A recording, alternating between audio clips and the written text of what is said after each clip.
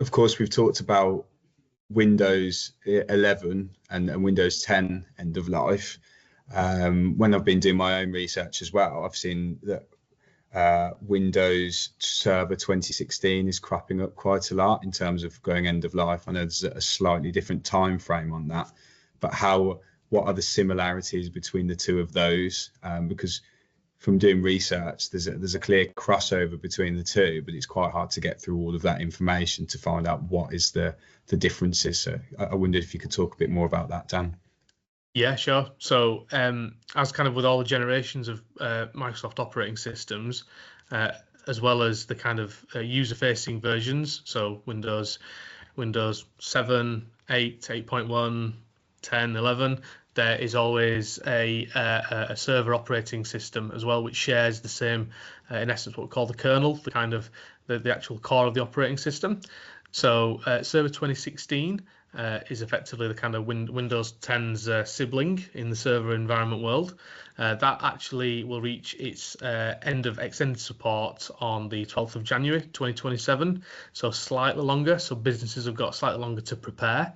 Again, it is the most common server operating system from a Windows perspective out there. So Microsoft are giving a little bit more time for businesses to react. However, it's effectively the same. So you talk about like the actual support channel. So it ended mainstream support on the 11th of January 2022.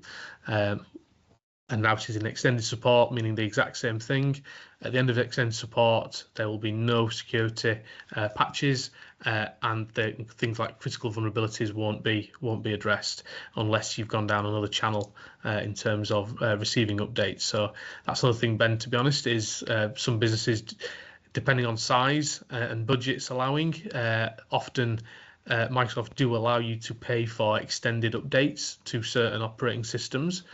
However, obviously you're paying a cost. Usually these are over 1, 2, or 3 years, and like I say, you're effectively paying quite an uplift to receive these security updates. They are only ever there, and they're only ever designed for you to buy you time to react. So if you have a legacy application that can only work with Server 2016, for example, effectively you can buy extended support time where that licensed operating system that you're running, that environment, will receive updates past the extended support date.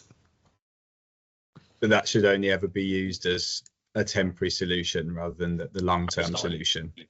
Yes, and like I say, it is time boxed and it is a fixed 1 or 2 or 3 year date past that. Or it certainly has been the case for previous operating systems. So this is Microsoft. It could change. Yes. Okay. Absolutely, that makes sense.